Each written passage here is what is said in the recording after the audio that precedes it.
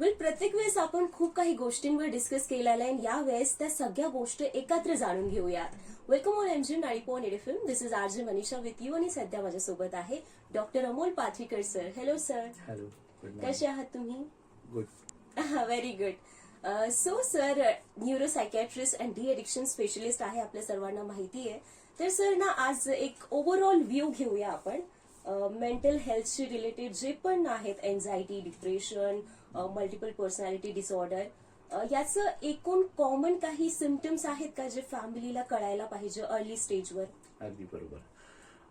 Actually मानसिक आजार जेव्हा चालू होतात किंवा चालू व्हायची शक्यता असते तेव्हा काही लक्षणे येतात आणि ती लक्षणं सर्वांना माहीत पाहिजे. कारण काय, आता मानसिक आजारांचं प्रमाण तसंही खूप वाढत आहे. मी जसं सांगेल की ऑलमोस्ट 1 in 4 म्हणजे जर चौथ्यामध्ये एकाला कुठल्या ना कुठल्या प्रकारची मानसिक लक्षणं त्याच्या आयुष्यामध्ये कधी ना कधी येतात. तर त्याच्यात मोस्ट कॉमन असतो जसं एन्झायटी आहे, डिप्रेशन आहे, हे जरा जास्त कॉमन लक्षण असतं. एन्झायटी म्हणजे काय की छोट्या छोट्या गोष्टीचा ताण येणं, टेन्शन येणं, त्याला लगेच दडपण होणं.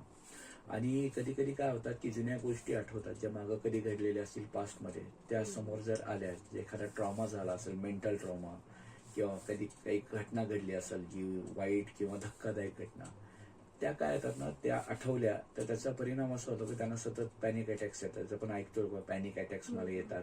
त्याच्यामध्ये काय होतं, हृदयाची ठोके वाढतात, त्याला घाम येतो, हातापायाला व्हायब्रेशन्स किंवा थरथरी सुटते, त्याला डोकं दुखतं, चक्कर येते आणि त्याला श्वास घ्यायला त्रास होतो, दम कोंडल्यासारखं होतं. त्याला आपण म्हणतो की हे पॅनिक अटॅक आहे. हा एन्झायटीचा प्रकार आहे.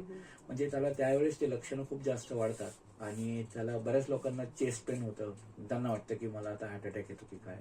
सो ही सर्व लक्षणं पॅनिक अटॅक मध्ये येतात. तर याला हा एक एन्झायटीचा प्रकार आहे.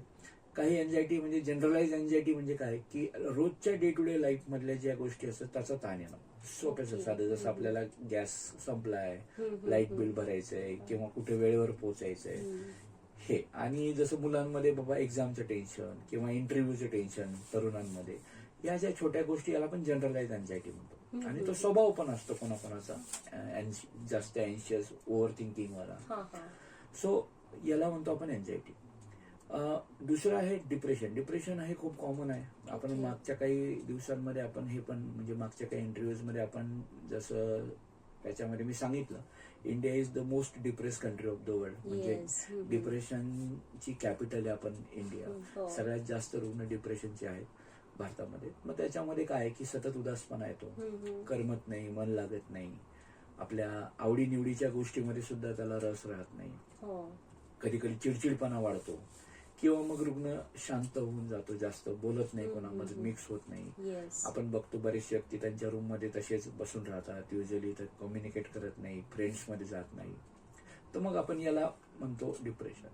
दुसरं डिप्रेशन मध्ये काय की त्याच्यामध्ये आणखीन आत्महत्येचे विचार येणं. कधी कधी ते त्यांचा उदासीपणा, नैराश्यपणा इतका जास्त वाटतो की त्यांना हे आयुष्य नकोस होतं. त्यांना वाटतं आता याच्यातून माझी सुटका नाहीये आणि मला याच्यातून कोणी बाहेर काढू शकत नाही. मग त्यावेळेस त्याला आत्महत्येचे विचार येतात. हा सिव्हिअर किंवा मेजर डिप्रेशनचा पार्ट असतो. सो जसं डिप्रेशन झालं. तिसरं मी सांगेल की आपल्याला म्हणजे झोपेचा आजार होणं. म्हणजे आपण म्हणतो खूप कॉमन आहे, झोप खूप लोकांना लागत नाही, इन्सोमनिया आपण म्हणतो त्यांना. तर झोप न लागणं की याचे खूप लॉंग टर्म इफेक्ट्स असतात. म्हणजे मानसिक तर येतातच पण त्याच्यामुळे शारीरिक पण येतात. जसं आपण म्हणतो की जे युजली लॉंग इलनेसेस असतात, लॉंग ड्युरेशन इलनेस, जसं डायबिटीज आहे, ब्लड प्रेशर आहे, किंवा हार्ट प्रॉब्लेम आहे, स्ट्रोक आहे, जे ब्रेन डिसऑर्डर्स वगैरे, हे सगळं बऱ्याच वेळा झोप अपुरी झाल्यामुळे येतात. प्लस झोप नाही झाली तर डिप्रेशन, एन्झायटी पण चालू होऊन जाते परत. त्याला इमोशनल, त्याला ते खूप डिस्टर्ब होऊन जातात. सो झोपेचा प्रॉब्लेम येतो. काही सिरियस आजार आहेत ज्याच्यामध्ये आपण म्हणतो स्किझोफ्रेनिया. आजकाल तो वाढत पण आहे बऱ्याच वेळा. स्किझोफ्रेनियामध्ये काय की त्याच्यात आहे ना, म्हणजे थोडं नाव अवघड आहे पण ऍक्च्युली आजार तोच आहे, स्किझोफ्रेनिया. याच्यामध्ये संशय आणि भास असतो. म्हणजे ह्या व्यक्ती काय करतात की त्यांना संशय येतो सारखा. समजा कोणी लोक बोलू लागले किंवा त्यांना हसले बाजूचे लोक, तर त्यांना वाटतं माझ्याबद्दल बोलतायत, किंवा त्यांना सतत असं वाटत असतं कोणीतरी माझ्या विरोधात कारस्थान करते किंवा कोणी मला मारायला येणार आहे. बऱ्याच लोकांना वाटतं घरात कोणीतरी कॅमेरे लावले किंवा त्यांचा फोन हॅक केलाय, असं त्यांना भीती वाटत असते. आणखीन तिसरा प्रकार असतो त्याच्यामध्ये की त्याच्यात तिसरा संशय असतो म्हणजे आपल्या स्पाऊसवर संशय घेणं. म्हणजे मेल पेशंट असेल तर तो त्याला आपल्या वाईफवरती संशय येतो, बायकोवरती, आणि स्त्री असेल तर तिला नवऱ्यावर संशय येतो, कॅरेक्टरवरती. त्यांना वाटतं की ते दुसऱ्या बाहेरच्या कुठल्या तरी व्यक्तीमध्ये इन्व्हॉल्व्ह झालेले आहेत किंवा त्यांच्यावर ते प्रेम करतात, मला ते प्रेम करत नाही, ते बाहेरच जातात, असं त्यांना सतत वाटत असतं. आणि मग असतं स्किझोफ्रेनियामध्ये चौथा पार्ट एक हॅल्युसिनेशन्स, व्हेरी व्हेरी कॉमन. हॅल्युसिनेशन्स म्हणजे जे आपल्या ज्ञानेंद्रिय आहेत पाच त्या सगळ्यांचा भास मोस्ट कॉमनली असतो आपल्या कानाचा आणि बऱ्याच वेळा दिसण्याचा. म्हणजे त्याच्यात काय की कोणी नाही जरी बोललं तरी स्किझोफ्रेनियाच्या रुग्णाला वाटतं की मला कोणतरी बोलतंय, त्याला कानात आवाज येत असतात, जिथे मेंदूमध्ये तयार होतात तेच आपल्याला ऐकू येतं ना, आपल्याला वाटतं बाहेरून कोणतरी बोलतंय, मग त्यांना तो भास होतो. मग साहजिक त्यांना वाटेल की मला समोर कोणी दिसत नाही पण मला कोणीतरी बोलतंय. मग याचा अर्थ त्यांना वाटतं की मला काहीतरी भूतबाधा झाली आहे किंवा माझ्या मागं कोणीतरी लागलेलं आहे, हे त्यांना वाटत असतं. डोळ्यांचा पण भास असतो स्किझोफ्रेनियामध्ये, पण रेअरली तो युजली ब्रेन डिसऑर्डर जर असेल, म्हणजे ब्रेनमध्ये काही झालं तर त्यांना ते डोळ्याचा पण भास होतो. म्हणजे समोर कोणीतरी उभं असल्यासारखं वाटतं, कोणीतरी दिसल्यासारखं वाटतं. तो हे स्किझोफ्रेनियाचे लक्षण. एक बायपोलर डिसऑर्डर आहे, त्याच्यामध्ये डिप्रेशनचे लक्षणं तर असतातच असतात, सेम डिप्रेशनचे. पण काय होतं, काही कालांतराने त्याची रिव्हर्स स्टेज होती. म्हणजे डिप्रेशन मधून व्यक्ती बाहेर निघतो, नॉर्मल होतो आणि हळूहळू नॉर्मलच्या वरती जातो.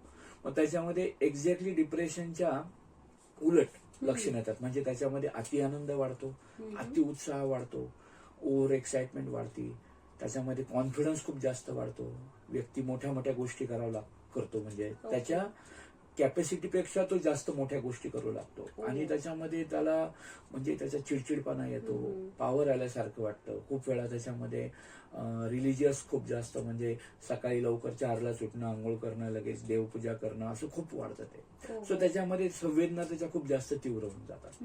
सो त्याला त्या केसेसमध्ये आपण त्याला द्विध्रुवीय अवस्था म्हणतो, म्हणजे बायपोलर डिसऑर्डर.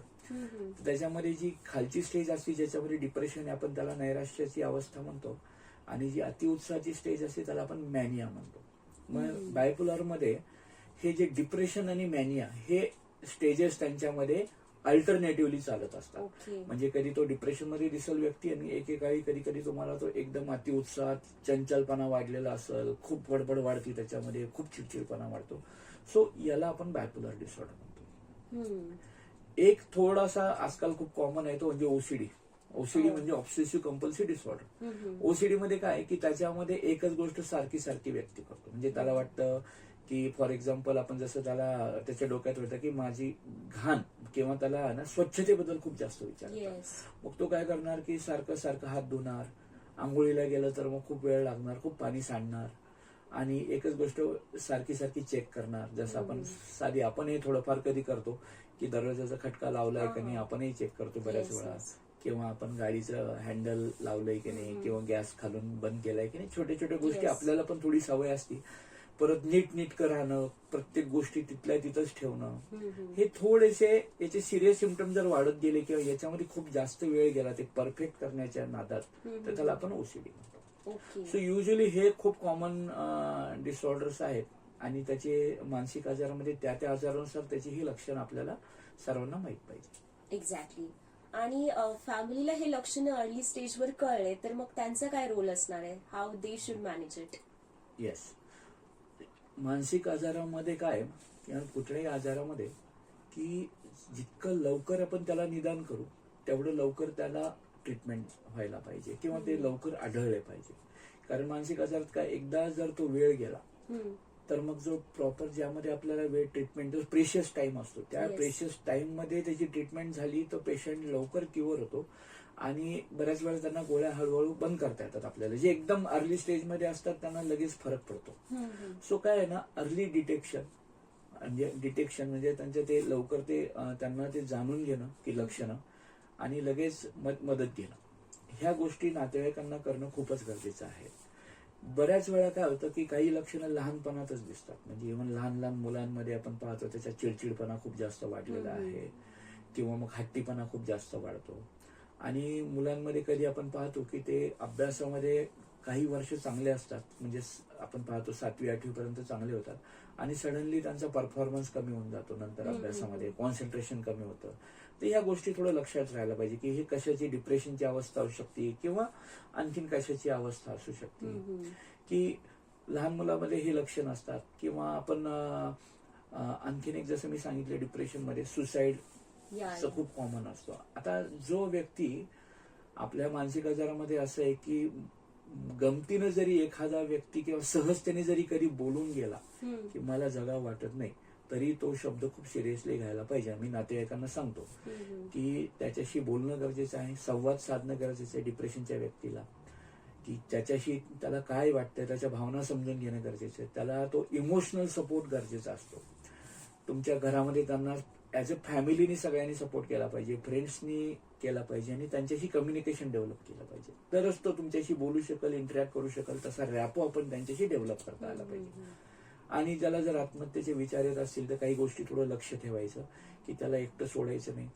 आणि घरामध्ये काही हार्मफुल ऑब्जेक्ट्स असतात ज्याच्याने ते स्वतःला जीवाला काही करू शकतो. जसं आपण म्हणतो की दोरी आहे किंवा धारदार काही वस्तू आहे घरात, नाईफ वगैरे, किंवा किचन मधल्या काही वस्तू, काडीपेटी, किंवा आपण ते टॉयलेट क्लिनर, किंवा आपण जे घरामध्ये इव्हन आपण शेतीमध्ये पण जे इन्सेक्टिसाइड, पेस्टिसाइड, कीटकनाशक वगैरे, जंतुनाशक औषध असतो, हे सर्व थोडं बाजूला ठेवायचं, त्याच्यापासून दूर ठेवायचं. नाहीतर तो व्यक्ती काय आहे ना, जरी तो म्हणला पण तरी त्याच्याकडे लक्ष ठेवावं लागतं आणि ह्या सगळ्या गोष्टी त्याच्यापासून दूर ठेवणं गरजेचं. सो डिप्रेशनच्या व्यक्तीमध्ये ह्या गोष्टी लक्षात ठेवायच्या गरजेच्या आहेत. जसं मी तुम्हाला सांगितलंय की स्किझोफ्रेनियामध्ये त्याचा संशयभास येतो. संशयभासमध्ये काय होतं की बऱ्याच वेळा मी जसं सांगितलं की त्या रुग्णालाच वाटतं की भूतबाधा झाली, कानात आवाज येतात, भीती वाटते, त्याला वाटतं कोणी आपलं काही मागं लागलेलं आहे, चिडचिडपणा वाटतो. आणि त्याच्या वागण्या बोलण्यात फरक पडला की आपल्याला काही व्यक्ती अजून सुद्धा आपल्या देशामध्ये किंवा आपल्या समाजात की पहिलं डॉक्टरकडे न जाता व्यक्ती बाहेर बाबा बुवांकडे जास्त जातात. तर त्यांना हे लक्षणं माहीत पाहिजे की हे लक्षणं सायन्स आहे, हे विज्ञान आहे आणि हा आजार आहे आणि याला नीट करता येतं. जर तुम्ही लवकर ट्रीटमेंट चालू केली तर चांगला होतो. सो ह्या सर्व काही छोट्या छोट्या गोष्टी की ज्या थोडं लक्ष द्यावं लागतात आपल्याला. घरात कोणी जर रुग्ण असेल. आणखीन एक गोष्ट मला सांगायची, आपले मानसिक आजार थोडे अनुवंशिक असतात, असू शकतात. जर घरामध्ये कोणत्या मानसिक आजाराची हिस्ट्री असेल, अनुवंशिकता, तर त्या व्यक्तींनी म्हणजे त्या फॅमिलीमध्ये थोडं आपल्या मुलांना, सर्वच फॅमिलीने एकमेकांकडे थोडं लक्ष देणं जास्त गरजेचं असतं या सगळ्या गोष्टी. आणि सोबतच मग आता याचं ट्रीटमेंट तुम्ही जे म्हणताय की फॅमिलीने तर ठीक आहे हे सगळं टेक केअर ऑफ केलं, पण त्याच्यानंतरही काही पेशंट असतात की इट्स अनमॅनेजेबल फॉर एव्हरीबडी, तर त्यांच्यासाठी काय ट्रीटमेंट फर्स्ट असते? मानसिक आजारामध्ये दोन गोष्टीसाठी थोडं इमर्जन्सी ट्रीटमेंट लागते. सर्वात महत्वाचं आहे, जेव्हा जेव्हा व्यक्तीला स्वतःपासून, त्या व्यक्तीपासून म्हणजे त्याला स्वतःलाच धोका असतो, म्हणजे तो स्वतःला काही करू शकतो किंवा तो दुसऱ्याला काही करू शकतो. म्हणजे एक तर स्वतःला हार्म करेल किंवा दुसऱ्याला हार्म करण्याची जर शक्यता असेल, या दोन गोष्टीसाठी मग पेशंटला आपल्याला ऍडमिट करावं लागतं. कारण त्याला सेक्युअर ठिकाणी ठेवणं गरजेचं आहे. सहसा आता म्हणजे आपले मानसिक आजाराचे हॉस्पिटल असतात ते त्याच्यामध्ये युजली अशी काळजी घेतली जाते की तो व्यक्ती स्वतःला किंवा दुसऱ्याला हार्म करू नये. म्हणजे आमच्या हॉस्पिटलमध्ये तुम्ही पाहताल तर दरवाजाला काळी कुंडी नसती, गेट बंद असतं, एक छोटी पण धारदार वस्तू तिथं त्या पेशंटच्या जवळ कुठली ठेवता येत नाही. पंखे पण आम्ही सिलिंग फॅन नाही लावत, म्हणजे आणि सिलिंग फॅन न लावता आम्ही आपले वॉल फॅन लावतो. ते पण थोडेसे जास्त फिट नाही ठेवत वॉलमध्ये. किंवा आपण पडदे, कर्टन्स ह्या गोष्टी तिथं ठेवत नाही जास्त करून. आणि नातेवाईक आम्ही कंपल्सरी सांगतो पेशंट सोबत राहणं. सो की त्याच्यासाठी अशा व्यक्तीला आपण ट्रीटमेंट करणं गरजेचं आहे. ट्रीटमेंटमध्ये आता सर्वप्रथम येतं की काउन्सिलिंग येतेच, पण आता मी जसं सांगितलं थोडा सिरियस पेशंट आहे हा, तर त्याच्यामध्ये काउन्सिलिंग सोबत मेडिसिनचा रोल खूपच महत्वाचा आहे. कारण आपल्या मानसिक आजारामध्ये युजली त्याचं मेन कारण असतं तुमच्या मेंदूमधली जे रसायन असतात त्याच्यामध्ये अदलाबदल होती. त्याला बॅलन्स करणारे मेडिसिन्स आपल्याला चालू करावं लागतात आणि ते पण अंडर सुपरविजन. असं नाही झालं पाहिजे आपल्याच गोळ्या पेशंटनी एकदम खाऊन टाकले, तसंही नाही. म्हणून आमच्या आपल्या कुठल्याही अशा मानसिक आजाराच्या हॉस्पिटलमध्ये त्याला स्वतः हॉस्पिटलचा स्टाफ त्याला त्याच्या समोर गोळी देतो, त्याच्याकडून कन्फर्म करतो त्यांनी गोळी घेतली आहे का नाही, आणि ते स्वतःच आपण त्याच्याकडे लक्ष ठेवावं लागतं. सो ही ट्रीटमेंट करतो आपण, गोळ्या औषधं. आता काही व्यक्ति असतात की त्या नुसत्या गोळ्या औषधावर इम्प्रूव्ह होत नाही, मग त्यांना आपण जसं ECT इलेक्ट्रोकन्व्हल्सिव्ह थेरपी ज्याला एकेकाळी शॉक ट्रीटमेंट म्हणायचे ते Okay. आपण देतो. त्याचे रिझल्ट पण आजकाल चांगले आहेत आणि त्याच्यामध्ये काय आहे ना, मी जसं सांगितलं की सुसायडल आणि होमिसायडल दोन्ही कंडिशन मध्ये ते चांगली ट्रीटमेंट करतो. सो ECT हा एक पर्याय आहे. पेशंट थोडा इम्प्रूव्ह झाल्यावर मग काउन्सिलिंग पण त्याच्यावर चालू होते की बेसिकली त्याचं स्ट्रेस मॅनेजमेंट त्याला करावं लागते किंवा त्याच्यासोबत त्याचं रिहॅबिलिटेशन म्हणजे पुनर्वसन पण करणं गरजेचं आहे की त्याच्याबद्दल आपल्याला त्याला मेडिसिन सोबत काउन्सिलिंगमध्ये त्याच्या लाईफमध्ये काही स्ट्रेसर्स असतील त्याला डील करणं, फॅमिली सपोर्ट महत्वाचा असतो, सोशल सपोर्ट पण महत्वाचा असतो. तर ह्या सर्व गोष्टी पण दवाखान्यामध्ये हॉस्पिटलमध्ये मॅनेज करतात आणि जे अर्लियर असतात जे जास्त सिरियस नाही आहेत गोष्टी तर ते व्यक्ती फक्त OPD बेसिसवर मॅनेज होतात, Okay. काही गोळ्या औषधं आणि एकदम माइल्ड टू मॉडरेट केसेसमध्ये फक्त काउन्सिलिंग किंवा आपण समुपदेशन करून पेशंटला मॅनेज करता येतो. Okay. At the same time या पूर्ण डिझीज मध्ये केसमध्ये एका सायकेट्रिस्टची काय भूमिका असते, प्लस काय मेसेज देणार तुम्ही आपल्या Yes. लिसनर्सला? आता सायकॅट्रिस्टचा रोल खूपच महत्वाचा आहे. मी जसं सांगितलं की कुठल्याही मानसिक आजारामध्ये अर्ली डायग्नोसिस म्हणजे त्याला डिटेक्ट करणं की त्याला निदान करणं की याला प्रॉब्लेम आहे ते जाणवणं, आयडेंटिफाय करणं आणि लवकर डॉक्टरांची मदत घेणं. तर त्यामध्ये काय आहे ना की ऍटलिस्ट काही निघणार नाही पण थोडी काउन्सिलिंग चालू झाली तर त्याचा स्ट्रेस मॅनेज होतो आणि पुढचा फ्युचरमध्ये होणारा मेजर इलनेस आपल्याला त्याला प्रिव्हेंट करता येतो. एक्झॅक्टली. सो सायकॅट्रिस्टचा हा एक रोल आहे की पहिले लवकरात लवकर डायग्नोसिस करणं, ट्रीटमेंट करणं. दुसरं सायकॅट्रिस्टमध्ये आजकाल सगळ्यात महत्वाचं काम, थोडी जिम्मेदारी माझ्यासारखे सगळेच कलिग घेत आहेत माझे पण, जे Okay. बाकी सायकॅट्रिस्ट पण आहे, की अवेअरनेस. काय होतं की अजूनही आपल्या मानसिक आजारांबद्दल थोडा स्टिग्मा आहे समाजामध्ये. येस. मग त्याच्यामध्ये अवेअरनेस क्रिएट करावं लागतो समाजामध्ये की हे आजाराची अशी अशी लक्षणं आहेत आणि त्याला ट्रीटमेंट केल्यावरती आपण त्याला पेशंटला नीट होता. खूप लोकांचा गैरसमज आहे की एकदा गोळ्या औषधं चालू केले की ते घ्यावंच लागतात, पण आता मी जसं सांगितलं लवकर निदान केलं, लवकर ट्रीटमेंट चालू केली तर हळूहळू गोळी बंद पण होती. येस. आणि त्याच्यासोबत काउन्सिलिंग मध्ये आपण त्याला बऱ्याचशा टिप्स सांगतो स्ट्रेस मॅनेज करायच्या, की दुसरं मेडिसिन रेग्युलर ठेवणं, काउन्सिलिंग स्वतः सायकॅट्रिस्टला पण पेशंट सोबत टाइम स्पेंड करावा लागतो, Yes. त्याच्याशी कम्युनिकेशन डेव्हलप करावं लागतं. आणि सायकॅट्रिस्टचा रोल म्हणजे त्याच्यावर बरीच धुरा असते, कारण सायकॅट्रिस्टला नुसतं पेशंटला नीट नाही करणं, फॅमिलीला पण काउन्सिलिंग करणं, फॅमिलीला पण त्याच्याबद्दल ह्या टिप्स सगळ्या समजून सांगणं. तर हा बराच महत्वाचा रोल सायकॅट्रिस्टला करावा लागतो. Yes. Yes. And the message you want to give? Message मी सांगाल की कुठल्याही, आता आपण जसं म्हणलं की काही आजार आहेत की ज्याच्यामध्ये आपल्याला वाटतं की भूतबाधा म्हणजे काही झालेलं आहे किंवा त्याला काही झालंय, तर त्यावेळेस बाबा खूप लोकांचा असतो की ते देव खूप करतात. मी म्हणतो देवधर्म करायला काहीच हरकत नाही, म्हणजे श्रद्धा असणं गरजेचं आहे, पण त्याच्यासोबत ट्रीटमेंट पण करा. आणि कुठल्याही प्रकारचं म्हणजे मिसअंडरस्टँडिंग ठेवू नका. ट्रीटमेंटनी व्यक्ती चांगला होतो, ट्रीटमेंटनी आपल्या गोळ्या औषधांना खूप लोकांना वाटतं किडनी खराब होती, तसं काही नसतं. जसं डायबिटीज, ब्लड प्रेशर मध्ये जसं गोळ्या औषधं घेतात तसेच आपल्या पण गोळ्या असतात. All right. Yes. So doctor का कहना इन शॉर्ट ये है कि श्रद्धा होनी चाहिए लेकिन अंधश्रद्धा नहीं. Exactly. Thank you so much sir. And you guys stay tuned to MG 90.8 FM. साथ है तो बात है. यस.